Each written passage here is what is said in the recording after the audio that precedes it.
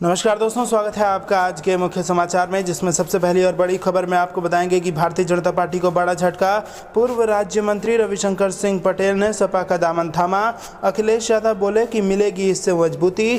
दूसरी बड़ी खबर में जिक्र होगा कि मुजफ्फरपुर पहुंचे तेज प्रताप का नीतीश पर सीधा हमला। कहा ऐसे हाल में तो सरकार को इस्तीफा दे देना चाहिए। और तीसरी बड़ी खबर में आपको बताएंगे कि कोरोना में प्राइवेट स्कूल की फीस को लेकर विपक्ष हमलावर, बिहार सरकार से की कार्रवाई की मांग। दोस्तों, हर एक खबर की गहराई में आपको ले जाएंगे, लेकिन उससे पहले अगर आपको भी ऐसा लगता है कि उत्तर प्रदेश के चुनाव में भाजपा को बड़ा झटका लगने जा रहा है, तो आप अभी इस वीडियो को लाइक कीजिए और इस लाल बटन को दबा के चैनल को फ्री में सब्सक्राइब करके घंटी बजाकर कमेंट में लिखिए जय हिंद। दोस्तों, रुक करते हैं तमाम बड़ी खबरों की तरफ। बीजेपी को झटका। पूर्व राज्य मंत्री शिवशंकर सिंह पटेल ने सपा का दामन थामा। अखिलेश बोले मिलेगी मजबूती। जी हां दोस्तों, भारतीय जनता पार्टी को आज उस समय झटका लगा जब बांदा से विधायक रहे शिवशंकर सिंह पटेल ने समाजवादी पार्टी की सदस्यता ग्रहण कर ली। उन्होंने समाजवादी पार्टी की नीतियों और अखिलेश यादव के नेतृत्व से प्रभावित होकर ये निर्णय लिया। पूर्व मंत्री और बबेरू बांदा से भाजपा विधायक रहे शिवशंकर सिंह पटेल आज अपने कई प्रमुख सहयोगियों के साथ समाजवादी पार्टी में शामिल हो गए। समाजवादी पार्टी के राष्ट्रीय अध्यक्ष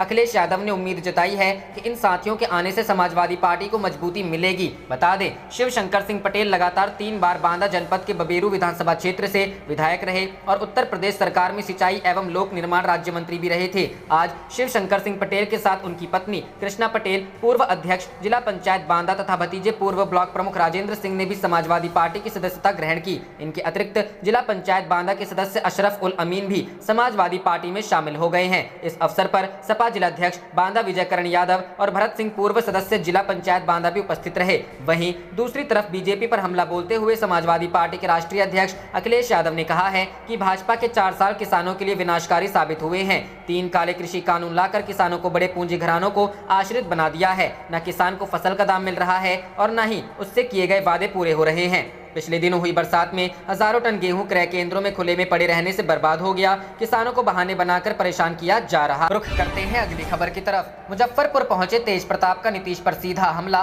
कहा ऐसे हाल में तो सरकार को इस्तीफा दे देना चाहिए। जी हां दोस्तों, पूर्व स्वास्थ्य मंत्री और लालू प्रसाद यादव के बड़े बेटे तेज प्रताप यादव अचानक मुजफ्फरपुर पहुंच गए। इसके बाद वो SKMCH आए और मरीजों से मिलकर उनका हाल जाना। निरीक्षण के बाद तेज प्रताप ने सीएम नीतीश कुमार पर आरोप लगाते हुए कहा कि जलती चिता देखकर भी उन्हें कोई चिंता नहीं है, इन्हें कुर्सी छोड़ देनी चाहिए। इस दौरान तेज प्रताप ने SKMCH में AES वार्ड का दौरा भी किया। आपको बता दें कि इन दिनों तेज प्रताप लगातार राज्य के अस्पतालों में घूम रहे हैं और सरकार पर हमला बोलने का कोई भी मौका नहीं छोड़ रहे। रुख करते हैं अगली खबर की तरफ। कोरोना में प्राइवेट स्कूल की फीस को लेकर विपक्ष हमलावर, बिहार सरकार से की कार्रवाई की मांग। जी हां दोस्तों, कोरोना की दूसरी वजह से देश की माली हालत खराब हुई है। इस दौरान जरूरी खर्चों में कोई भी कटौती नहीं की गई है। इस दौरान भी बच्चों की फीस भी परिजन दे रहे हैं। निजी शिक्षण संस्थान इसको लेकर अभिभावकों के पीछे पड़े हुए हैं, जिसको लेकर विपक्ष ने सरकार पर निशाना साधा है। कांग्रेस के प्रवक्ता राजेश राठौर ने कहा है कि बिहार में सब कुछ भगवान भरोसे है, फीस के लिए अभिभावकों को मजबूर किया जा रहा है। ऐसे में अब सरकार को इस और काम करने की जरूरत है। दूसरी ओर राजद ने भी निशाना साधते हुए कहा कि राज्य में शिक्षा माफिया का राज चल रहा है। वीरेंद्र ने कहा है कि बिहार में मेडिकल और निजी शिक्षण संस्थान दोनों मिलकर आम लोगों को लूट रहे हैं। सरकार का कोई नियंत्रण निजी शैक्षणिक संस्थानों पर नहीं है। एक तरफ जनता के पास पैसे नहीं है, वहीं दूसरी तरफ जनता को मोटी फीस देनी पड़ रही है। केवल चर्चा से कुछ नहीं होने वाले। समय रहते सरकार और विभाग को समय रहते कदम उठाने की जरूरत है। बीजेपी ने भी इस मामले पर कहा है कि निजी शिक्षा पर सरकार का काबू नहीं है। केवल शिक्षा ही नहीं, मेडिकल के लोगों ने भी कोरोना में जमकर लूटा है।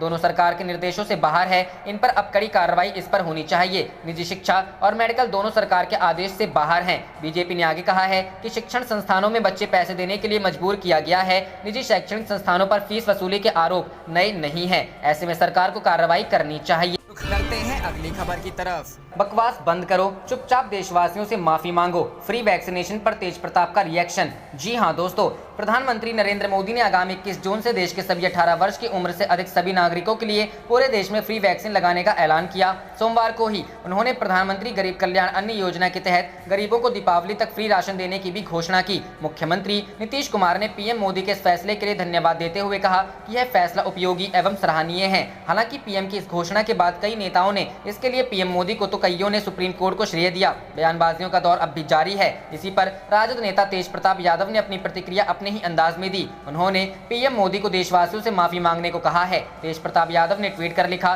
बकवास बंद करो, चुपचाप देशवासियों से माफी मांगो। बता दें कि प्रधानमंत्री नरेंद्र मोदी ने सोमवार को कहा कि अब 18 साल से अधिक उम्र के सभी नागरिकों के टीकाकरण के लिए राज्यों को 21 जून से मुफ्त टीका उपलब्ध कराया जाएगा। उन्होंने राष्ट्र के नाम संबोधन में यह ऐलान भी किया कि प्रधानमंत्री गरीब कल्याण अन्न योजना के तहत गरीब परिवारों को मुफ्त अनाज मुहैया कराने की सुविधा दीपावली तक बढ़ा दी गई है। उन्होंने कहा कि देश में बन रही वैक्सीन में से 25% प्राइवेट सेक्टर के अस्पताल सीधे ले पाएं, ये व्यवस्था जारी रहेगी। प्राइवेट अस्पताल वैक्सीन की निर्धारित कीमत के उपरांत एक डोज पर अधिकतम 150 रुपए ही सर्विस चार्ज ले सकेंगे। इसकी निगरानी करने का काम राज्य सरकारों के ही पास रहेगा। हालांकि इसी को लेकर विपक्ष ने सवाल उठाए हैं। कांग्रेस के पूर्व अध्यक्ष राहुल गांधी ने #फ्री वैक्सीन फॉर ऑल के साथ ट्वीट किया, एक सीधा सवाल, अगर टीके सभी के लिए मुफ्त हैं तो फिर निजी अस्पतालों को पैसे क्यों लेने चाहिए। बहरहाल वैक्सीन पर सियासत जारी है और वार प्रतिवार का सिलसिला भी, लेकिन इसके बीच तेज प्रताप यादव के बकवास वाले अंदाज भी काफी सुर्खियां बटोर रहा। रुख करते हैं अगली खबर की तरफ। दलितों पर अत्याचार, बीजेपी कोटे से मंत्री बने जनक राम ने नीतीश सरकार पर उठाए सवाल।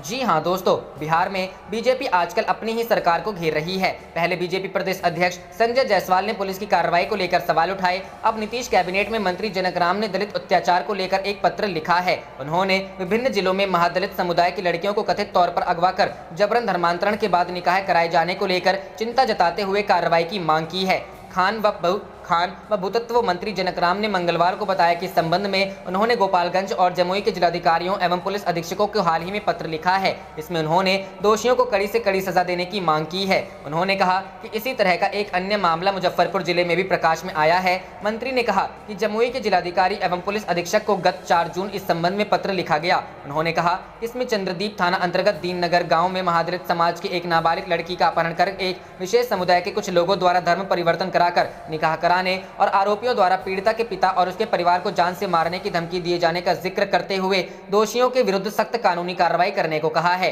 उन्होंने कहा कि पीड़ित परिवारों को जल्द से जल्द न्याय मिलना चाहिए। वहीं गोपालगंज के जिलाधिकारी एवं पुलिस अधीक्षक को गत 6 जून को लिखे पत्र में मंत्री ने कुचाय कोट थाना अंतर्गत खानपट्टी गाँव में महादलित समुदाय की एक लड़की का अल्पसंख्यक समुदाय के एक युवक द्वारा शादी करने के इरादे से जबरन अपहरण कर लिए जाने का जिक्र किया है। SP व DM को लिखे पत्र में मंत्री ने दोषियों के विरुद्ध सख्त कानूनी कार्रवाई की मांग की है ताकि पीड़ित परिवारों को जल्द से जल्द न्याय मिल सके। उन्होंने इस तरह की घटनाओं को शर्मनाक एवं निंदनीय करार दिया है। मंत्री ने कहा कि बिहार के मुख्यमंत्री नीतीश कुमार के नेतृत्व वाली सरकार आमजन व गरीब, दलितों एवं असहायों को न्याय देने के प्रति कटिबद्ध है। जमुई के पुलिस अधीक्षक प्रमोद कुमार मंडल ने मंगलवार को बताया कि पीड़िता को बरामद कर उसका न्यायिक दंडाधिकारी के समक्ष बयान दर्ज कराया गया है तथा आरोपी को भी गिरफ्तार कर लिया गया है। उन्होंने कहा कि पीड़िता खुद को बालिग बता रही है। मंडल ने बताया कि पीड़िता द्वारा युवक के साथ पूर्व से प्रेम प्रसंग होने और अपनी मर्जी से उसके साथ फरार होने को लेकर दिए गए बयान के खिलाफ पीड़िता के पिता द्वारा अदालत में आवेदन दिया गया। रुख करते हैं अगली खबर की तरफ। कृषि कानूनों पर केंद्र सरकार बातचीत के लिए तैयार, लेकिन किसान खामियों के बारे में बताए। जी हां दोस्तों, नीति आयोग के सदस्य रमेश चंद ने कहा है कि किसानों को सरकार के साथ बातचीत फिर से शुरू करने के लिए कृषि कानूनों को एकदम से निरस्त करने की मांग के बजाय खामियों को स्पष्ट रूप से बताने के बारे में कुछ संकेत देने चाहिए। 3 नए कृषि कानूनों के खिलाफ कुछ किसान संगठनों को विरोध प्रदर्शन जारी रहने के बीच उन्होंने यह बात कही। भारतीय किसान संघ के नेता राकेश टिकैत ने 29 अप्रैल को कहा था कि जब भी सरकार चाहे किसान संगठन केंद्र के साथ तीनों विवादास्पद कृषि कानूनों पर चर्चा के लिए तैयार है, लेकिन उन्होंने इस बात पर जोर दिया कि चर्चा कानून को निरस्त करने के बारे में होनी चाहिए। नीति आयोग के सदस्य चंद ने कहा, मेरा मानना है कि राकेश टिकैत का बयान स्वागत योग्य है, लेकिन साथ ही कुछ नेताओं के बयान आए हैं कि हमारी मांगे समान है। 3 कृषि कानूनों को निरस्त होने चाहिए। उन्होंने PTI भाषा से कहा, इसलिए जब तक वे उन 3 कृषि कानूनों को निरस्त करने की मांग पर कायम रहते हैं तब किसी तरह की बात हो सकती है। चंद ने जोर देकर कहा कि सरकार 3 कृषि कानूनों के हर प्रावधान पर चर्चा करने को तैयार है। उन्होंने कहा, सही मायने में किसान की ओर से कुछ संकेत होने चाहिए कि वे सभी मामलों पर चर्चा करने के लिए तैयार हैं और वे इन कानूनों की कमियों को इंगित करने के लिए तैयार हैं। सरकार ने उनसे पहले ही कहा है कि इन कानूनों में क्या कुछ गलत है उसे सामने रखा जाए। नीति आयोग के सदस्य ने कहा, अगर कोई 2 चीजें गलत हैं तो हमें बताएं। अगर ऐसी 5 चीजें हैं जिन्हें आप स्वीकार नहीं करते हैं, हमें बताइए। इन कृषि कानूनों को सितंबर 2020 में लागू किया गया था। इन तीनों कृषि कृषि कानूनों को केंद्र ने कृषि क्षेत्र में प्रमुख सुधारों के रूप में पेश किया है, जिससे बिचौलियों का खात्मा होगा और किसानों को देश में कहीं भी अपनी उपज बेचने की अनुमति होगी। चंद ने कहा, इसलिए मुझे लगता है कि अगर किसान संगठन यह संकेत देते हैं कि हम इन कृषि कानूनों पर चर्चा करने को तैयार हैं, मुझे लगता है कि यह किसान नेता राकेश टिकैत का एक बड़ा बयान होगा। सरकार ने आखिरी बार 22 जनवरी को किसान नेताओं के साथ बातचीत की थी। दिल्ली में किसानों द्वारा 26 जनवरी को ट्रैक्टर परेड में हिंसक हो जाने के बाद दोनों पक्षों के बीच बातचीत रुक गई। आप देख रहे थे आपका अपना चैनल जय हिंद जय भारत।